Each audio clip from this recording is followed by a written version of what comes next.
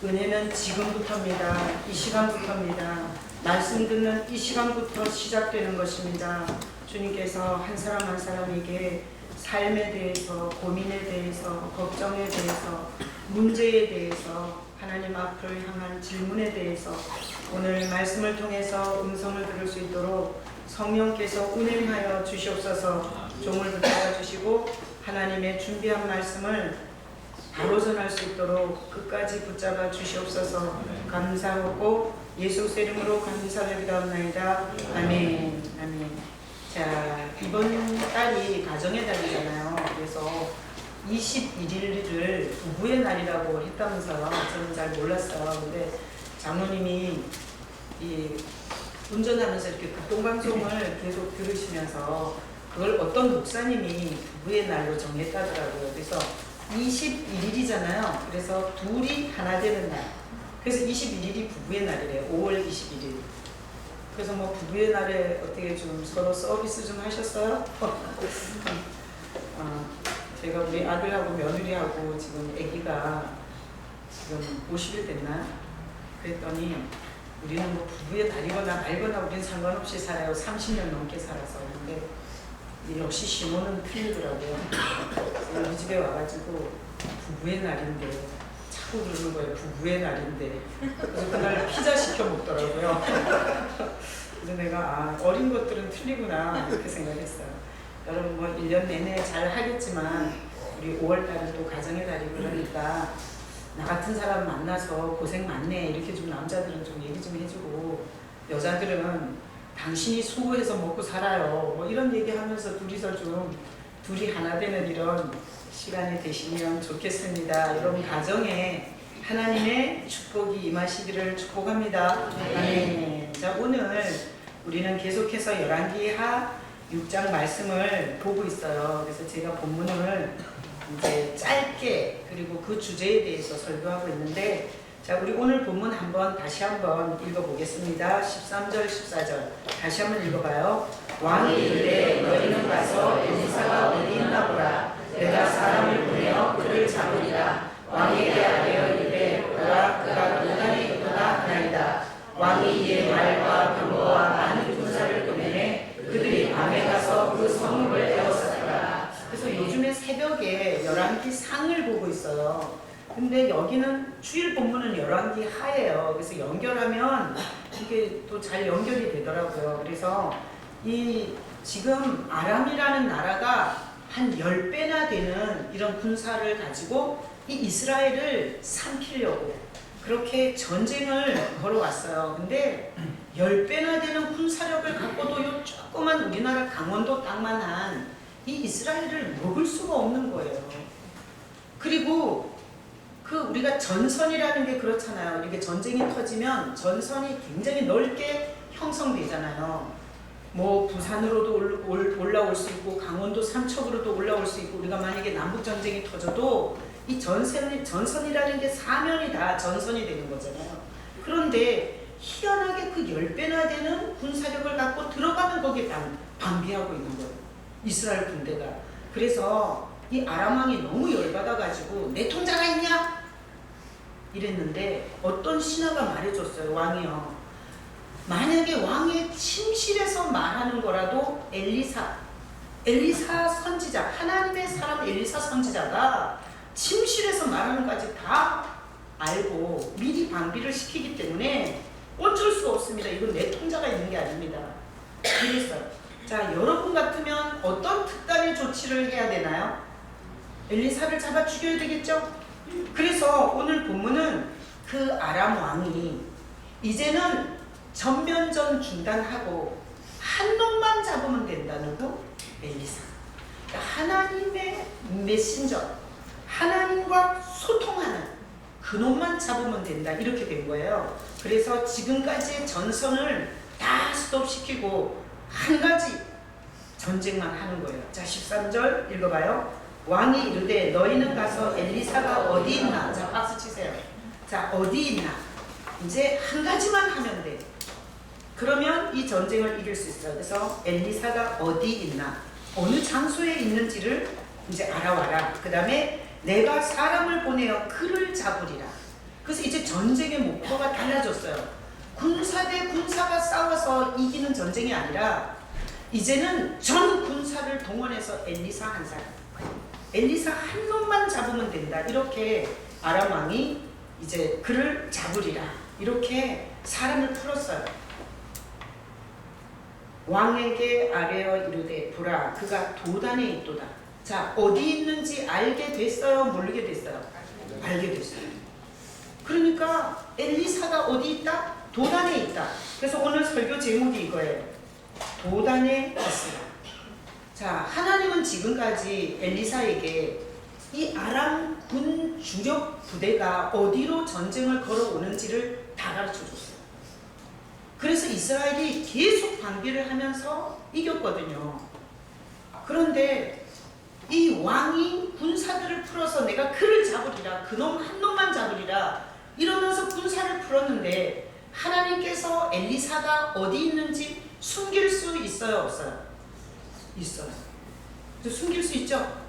하나님은 능히 눈을 가려서 엘리사가 어디 있는지를 가르쳐주지 않을 수 있어요. 근데 오늘 본문에 보니까 엘리사가 어디 있는지 드러냈어요? 안 드러냈어요? 드러냈어요. 그냥 들통을 내버린 거예요. 그래서 이 군사를 풀어서 가장 중요하게 죽여야 할 한 놈, 엘리사, 도단에 있다는 걸 알게 됐어요. 자, 그러니 자 14절 왕이 이에 말과 병거와 많은 군사를 보내매 그들이 밤에 가서 그 성읍을 에워쌌더라.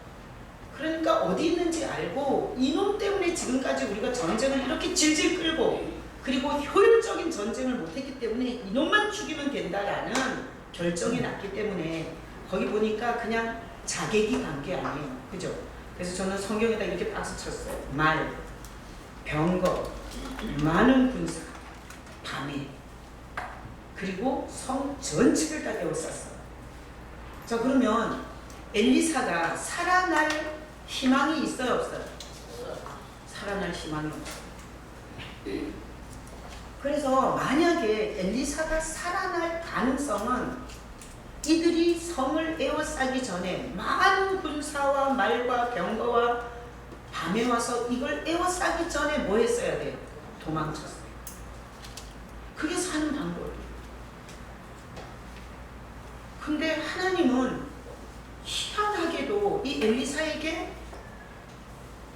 이 엘리사가 있는 곳을 덮어서 감춰주지도 않았고, 그리고 감춰주지 않았다면 이들이 겁이 나서 이들을 이 엘리사가 있는 곳에 병력을 이렇게 에워싸지 못하게 해야 되는데, 오늘 본문에 보면 다 들통내시고 어디 있는지 꼭 집어서 어느 성에 있는지, 도단성, 이게 별로 큰 성이 아니에요. 그러니까 도단성이 쬐끄만 그 성에 엘리사가 있다는 것을 알게 하시고, 그리고 전 군사를 갖고 에워쌀 때까지 하나님은 아무 일도 안 한 거예요. 그러니 우리가 만약에 이런 상황이라면 도망쳐야 돼요. 절대 살 길은 도망치는 방법밖에 없어요. 그래서 도단성을 나와서 어디 전혀 찾을 수 없는 산의 굴속이나 또 내지는 아주 지방에 은폐된 곳으로 갔어야 살아남을 수 있어요. 근데 하나님은 오늘 그렇게 하지 않았고요. 하나님은 엘리사가 있는 곳을, 거기 이렇게 말했잖아요. 군사들을 이렇게 풀어서 그를 잡으리라. 어디 있나 알아봐라. 이랬더니 거기 보라. 그죠? 거기 13절에 보라. 그가 도단에 있도다. 그러니까 그냥 확실하게 알 수 있도록 그냥 엘리사가 도단성에 돌아다니고 있는 거예요. 보라.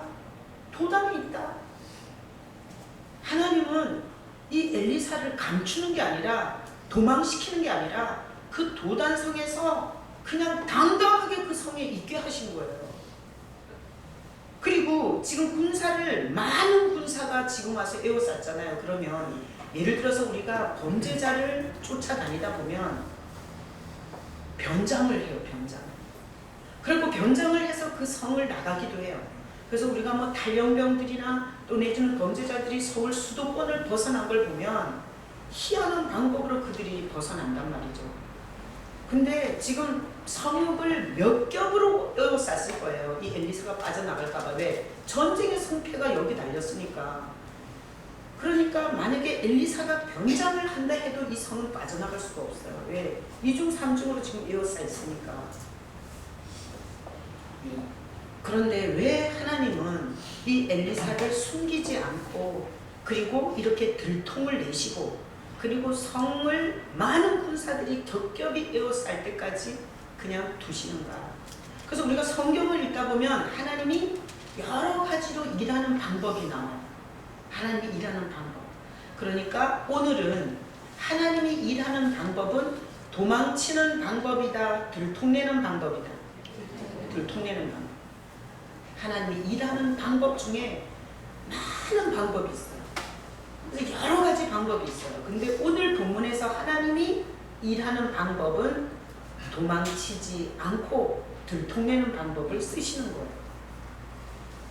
자, 그래서 그러면 하나님은 왜 도망치지 않고 들통을 내서 그들에게 발견되게 하시나?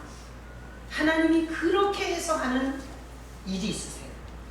그래서 하나님은 엘리사한테 지금까지 어느 루트로 들어오는지 다 가르쳐줬고 진짜 그 군사들의 동향을 다 가르쳐줬지만 엘리사에게 하나님은 이런 일에 대해서는 가르쳐주지 않고 엘리사가 멍청하게 거기 도단에서 그냥 아무런 방비책 없이 거기 있게 하셨어요.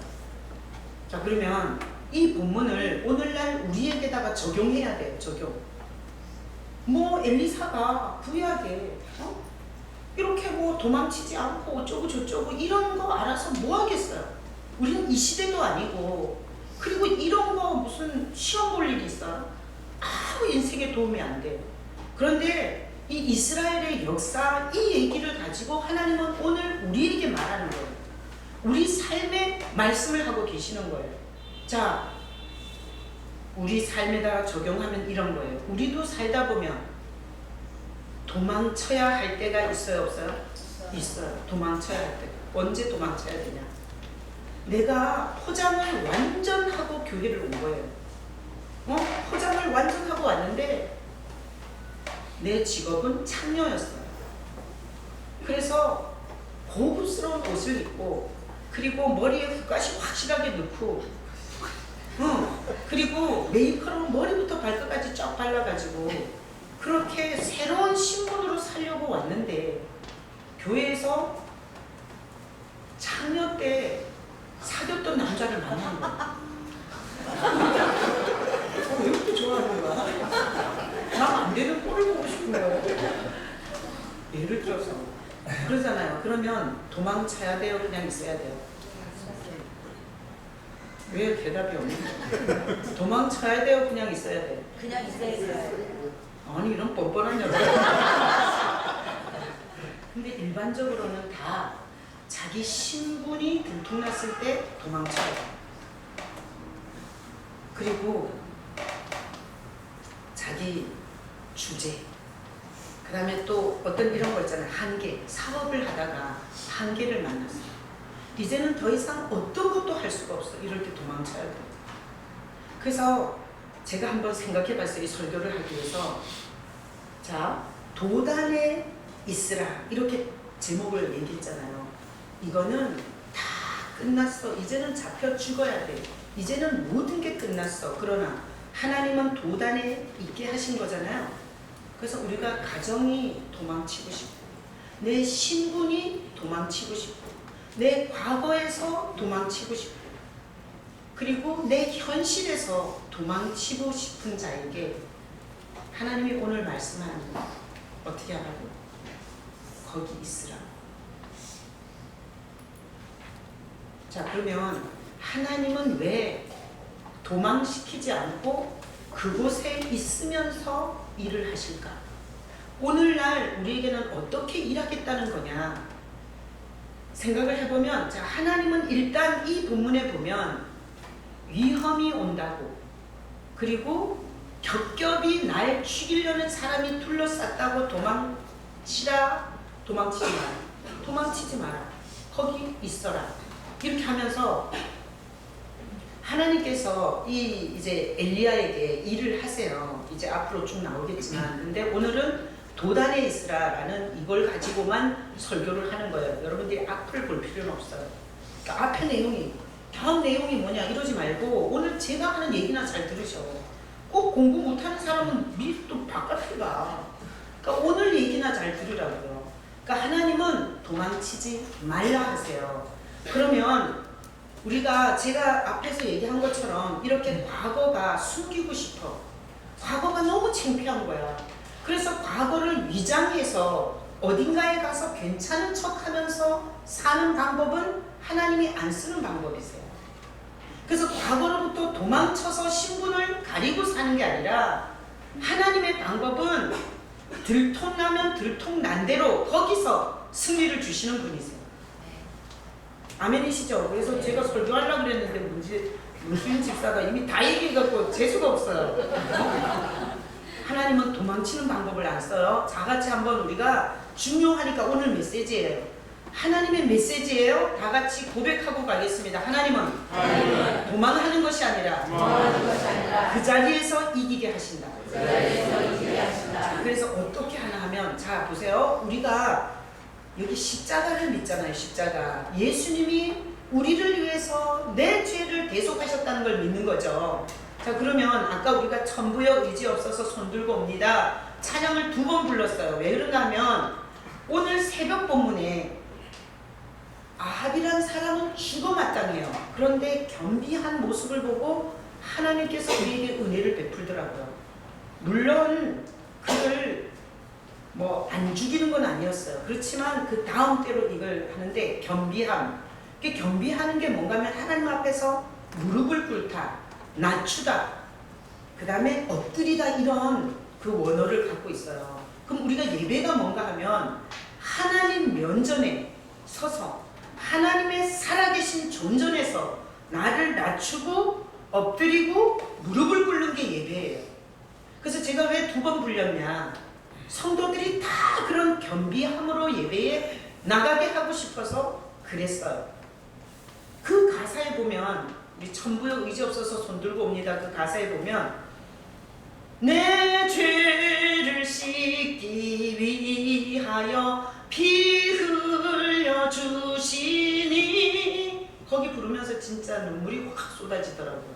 난 여러분들은 어떤 죄를 짓고 왔는지 모르겠어요. 그러나 하나님 앞에 서면 내가 얼마나 꼴이 안 좋은 인간인지 내 마음이 얼마나 추잡하고 더러운지 이 세상에 더러운 것이 진흙탕이 있다 하더라도 내 이 마음에서 일어나는 그 더러운 것보다 더 더러운 건 없겠다라는 생각이 들고 그런 이 죄인을 십자가에서 대신 형벌과 저주와 고난을 당하신 그 주님을 바라보니까 눈물이 안 나올 수가 없더라고요. 그래서 내가 여자가 우는 거 싫어하는 남자들이 여기 몇 명 있어요. 내가 알기. 미안한 집사요. 여자 우는 거 엄청 싫어하신다더라고요. 근데 나는 맨날 울잖아. 그럼 교회 가서 재수없어. 이거는 절대 질질 우는 게 아니에요. 하나님의 은혜로 우는 거예요. 좋게 보셔야 돼요. 여자가 우는 걸 좋게 보세요. 자,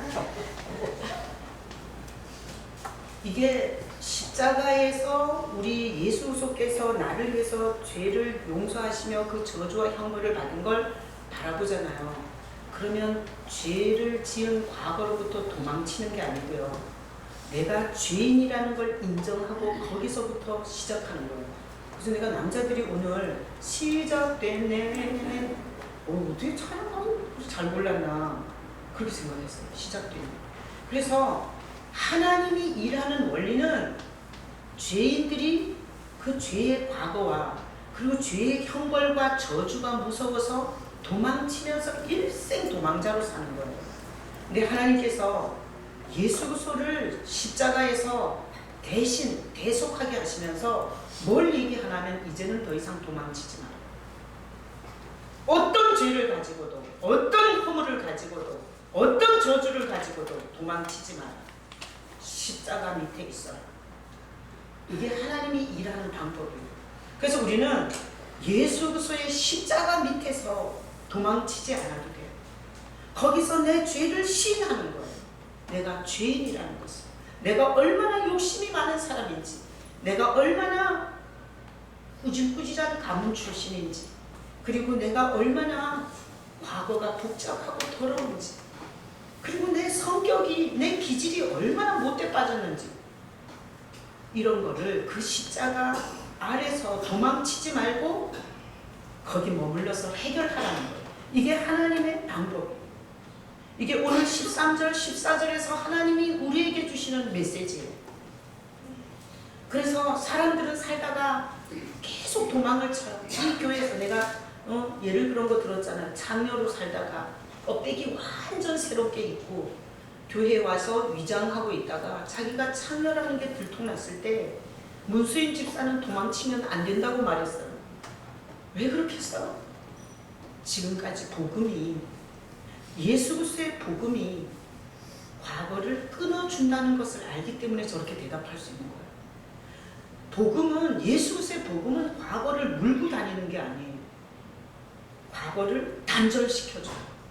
그래서 그 장면은 이루고 버텨야 돼요. 아니, 3년 전에 장로촌에서 만났던 분이 아니십니까?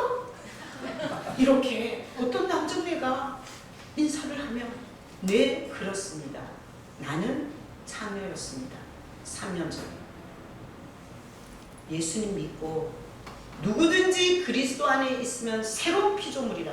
이전 것은 지나갔으니 돌아 새 것이 되었도다. 제 과거는 3년 전에 장녀였습니다. 그러나 지금은 나는 예수 그리스도를 믿는 하나님의 자녀입니다. 이러고 여기서 버텨야 돼요. 여러분, 여기서 못 버티고 가면 어디 가려줄 교회가 있겠어요? 어디 가려줄 동굴이 있겠냐고. 하나님은 이 세상에 과거, 창피한 과거 가지고, 그리고 못돼 먹은 속성 가지고, 그리고 바꾸고 싶은 부모나 가문 가지고 피할 곳이 없다는 걸 하나님이 아시고, 하나님은 십자가 그늘로 와서 거기서 너가 도망치고 싶은 현실이 뭐든 거기서 이기라는 거예요. 그래서 여기 혹시 사업이 안 되시는 분이 있다면 십자가 밑에 오셔서 거기서 머물러, 그리고 거기에서 하나님을 바라보고 버티잖아. 반드시 이기게 해주세요. 혹시 가정 문제 때문에 도망치고 싶으신가요? 하나님이 오늘 말하는 답은 이거예요. 도망치지 마라.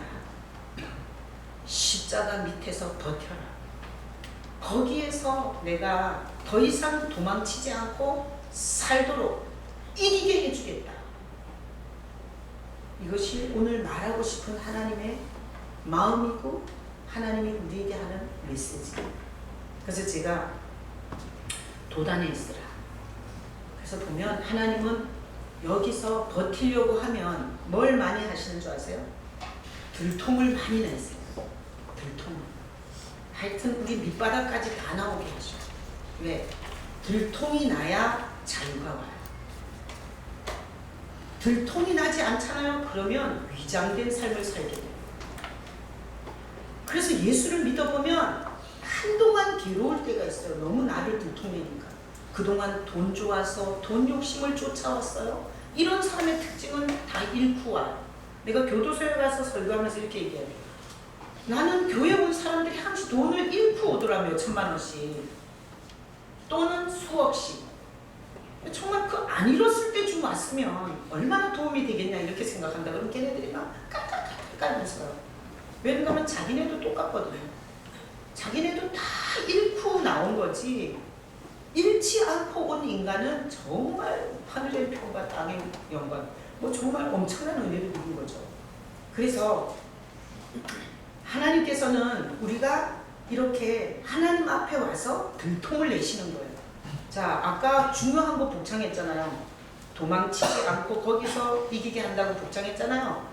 자, 두 번째 중요한 거는요, 들통내신다.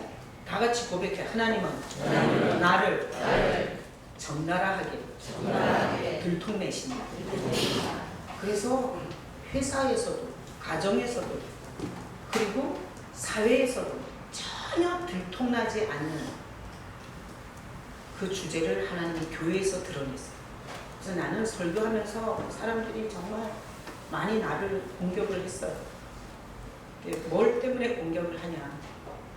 어떻게 알고 그렇게 남의 속을 뒤집느냐는 거예요. 내가 어떤 여자분이 저한테 정말 힘들어 하셨는데 자기가 집에서 손도 까딱 안 하고 남편을 다 부려먹는 거예요.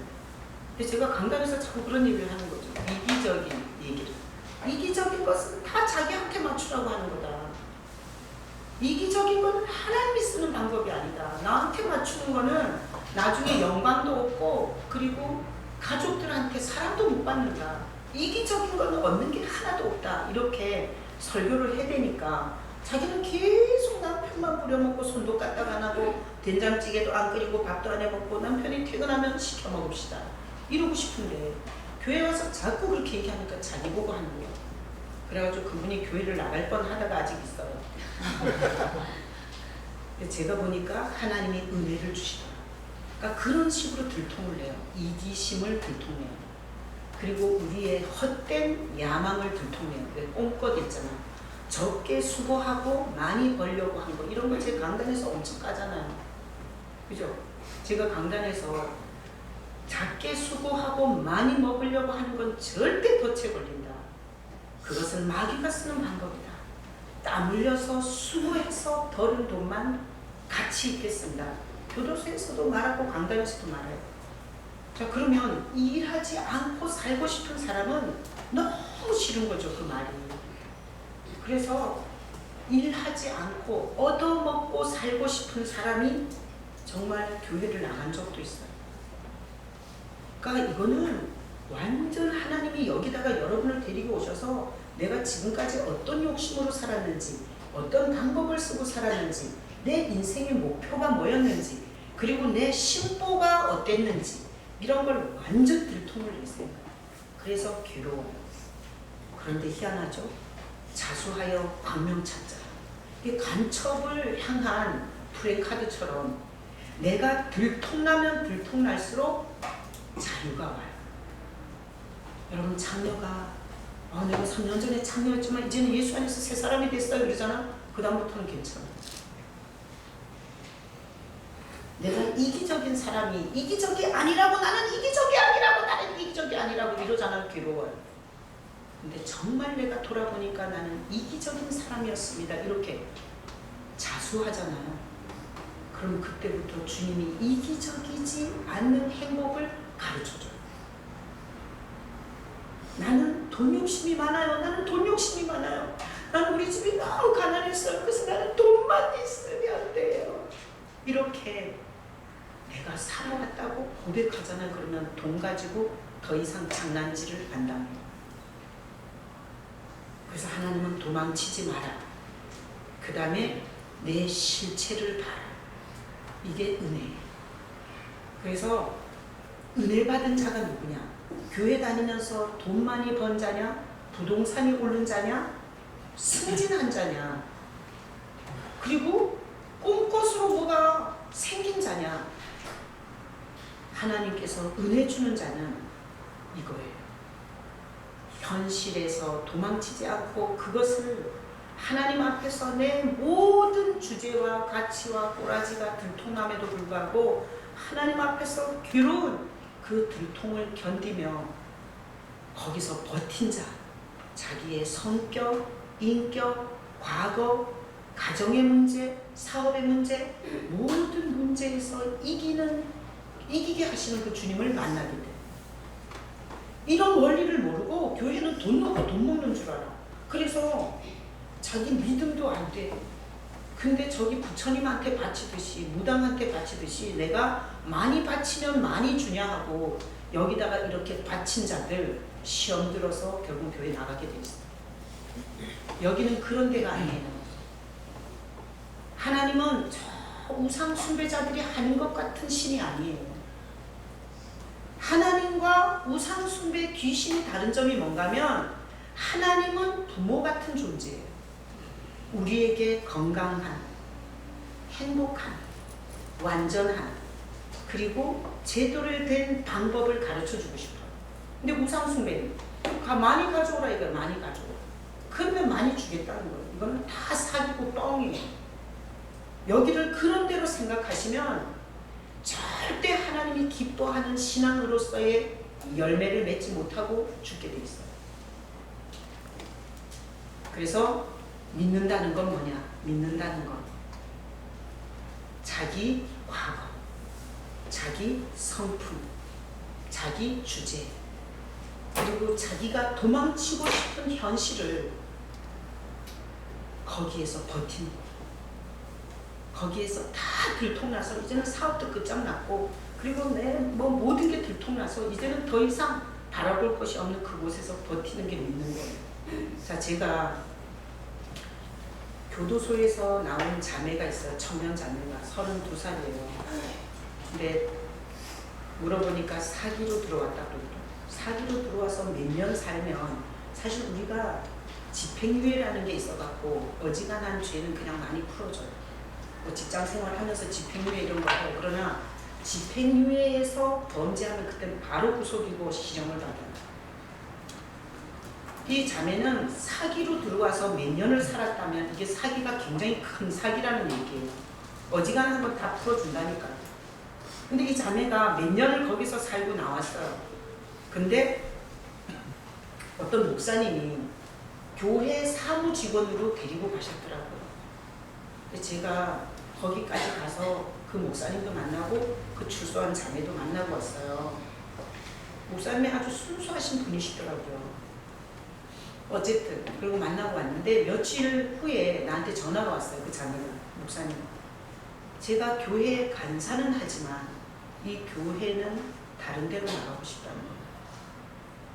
그래서 왜 그러냐고 했더니 교회 안에 자기가 교도소에서 나온 출신이라는 걸 아는 사람들이 몇몇 생겼고, 그래서 자기는 너무 이게 주눅이 든다는 거예요. 그래서 교회 간사는 돈 받는 거니까, 월급 받는 거니까 월급 받는 간사는 하지만 이 교회에서는 다른 교회로 가야 되겠다 그러더라고요. 그래서 제가 그랬어요. 걔 이름을 부르면서 아무개야, 그 목사님이 교회 형편이 좋은 것도 아닌데 보니까 성도가 몇 명 되지도 않아요. 근데 무슨 성교회를 차려서 하는 거예요. 그러면 얘한테 공급을 주는데, 내가 작은 교회 목회를 해봐서 아는데 한 사람이 아쉽다. 그런데 교회에서 공급 주는 직원이 옆에 다른 교회로 간다 그러면 그 목사님은 상당히 속이 상할 거다. 그러니까 어차피 너가 어딜 가든지 숨길 수는 없다. 어디에서 만나든지 사람을 만날 수밖에 없다. 그러니까 내가 너한테 사랑해서 해주는 말인데 교회를 숨기지 말고 거기서 버텨라. 그리고 네가 거기 출신이라고 말하거든. 제가 예수 믿기 전에 삶을 거의 사기는 요행수를 따라 살려고 하다가 사기가 돼요. 일 안 하고 수고 많이 안 하고 대박 벌려고 하다 사기에 걸려요. 그래서 그렇다고 얘기를 하고 그 교회 성도들과 친밀한 이런 관계를 가지라라고 얘기를 했어요. 그래서 내가 걔 전화를 끊고 나서 생각해 봤어요. 마귀는 항시 우리 보고 골치 아프면 도망치라고 해요. 가정도 골치 아프면 놓고 도망쳐라. 교회도 꼴보기 싫거든 놓고 도망쳐라. 그리고 네 부인이나 남편도 감당하기 힘들거든 놓고 도망쳐라. 더 좋은 놈이 기다리고 있다. 이렇게 마귀는 항시 보셔. 그런데 오늘 본문에서 하나님은 엘리사야, 네 있는 곳에 그냥 있어라. 도단에 있어라. 그리고 하나님은 이 말, 병거, 많은 군사, 밤에 겹겹이 포위하고 에워싼 이들 속에서 하나님은 이 엘리사에게 승리를 주세요. 자, 그래서 믿는다는 거는 현실을 직시하고, 그리고 내 문제를 시인하고, 그리고 내 과거도 시인하고, 그리고 내 못돼 먹은 성품이나 인격도 시인하고, 그리고 거기서 하나님의 인도를 받는 거예요. 하나님이 기뻐하는 방법이 뭔가 하면 도망치지 않는 방법. 그게 하나님이 쓰시는 방법이에요. 그래서 은혜를 제대로 아는 사람은 무신 집사처럼 말하는 거예요. 과거가 들통나도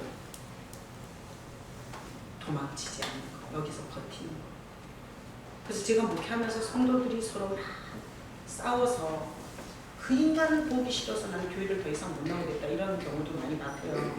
또 뭐 일하다가 충돌이 생겨갖고 더 이상 그런 스트레스를 받고 싶지 않다 이래서 교회에 이렇게 불편해하시는 분들도 있었어요.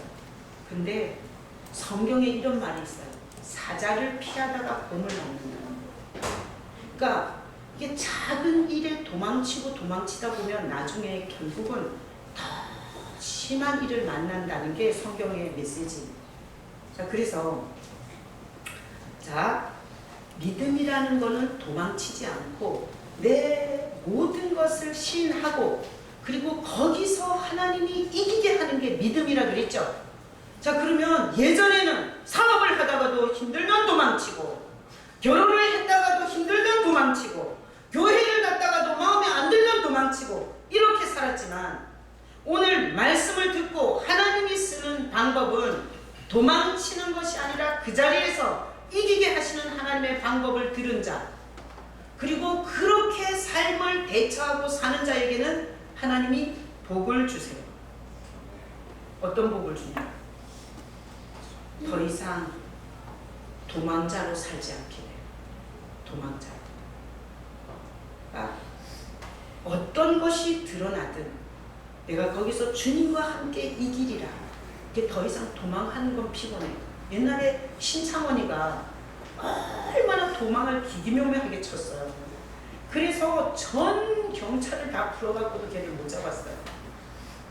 근데 신창원이가 그렇게 우리 시골에서는 개울에 기름종아리 있어. 기름종아리.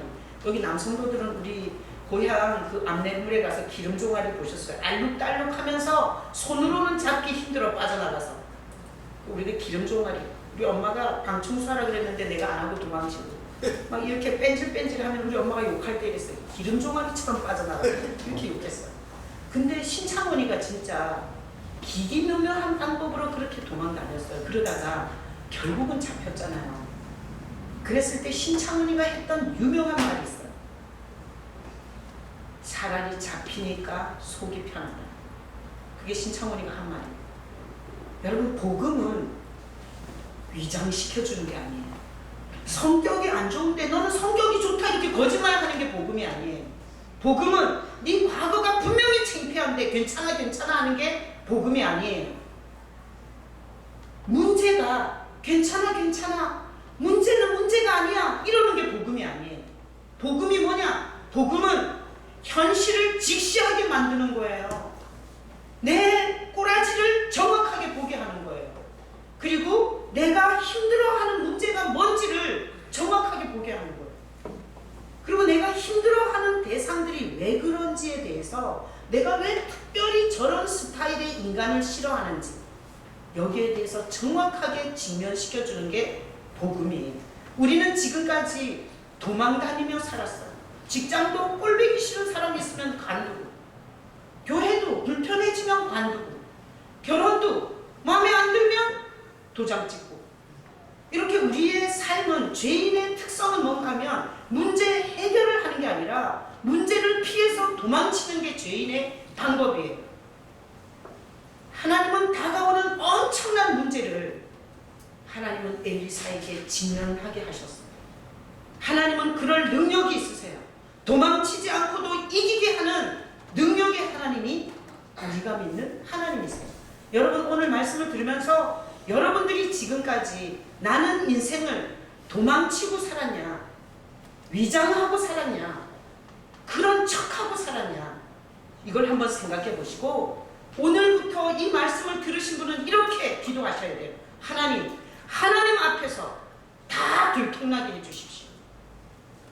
내 욕심도, 내 주제도, 그리고 내 성품도, 그리고 내 못돼 먹은 가치관도, 내 요행수를 구하는 이런 것도 하나님 앞에서 다 들통나게 해주십시오.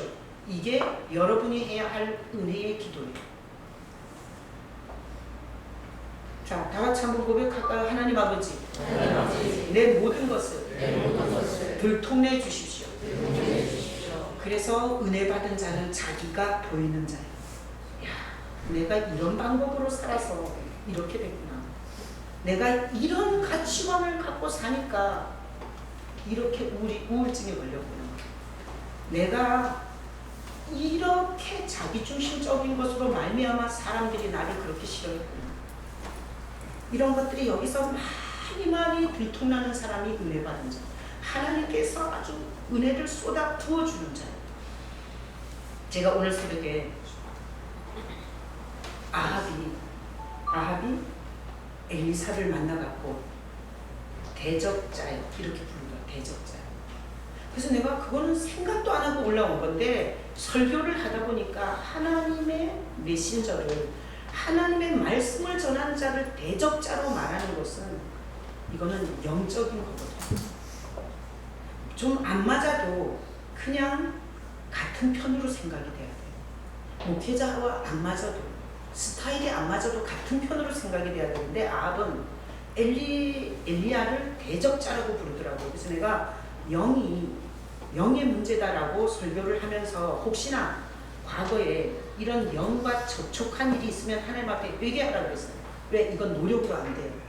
이게 영이 속에서 쓴뿌리를 올려보내고 하나님의 말씀에 대한 대적을 올려보내면 아무리 착해도 안 되거든요. 그렇게 설교를 했는데 어떤 분이 그 설교에 엄청 은혜를 받은 거예요. 새벽 예배를 나갔다가.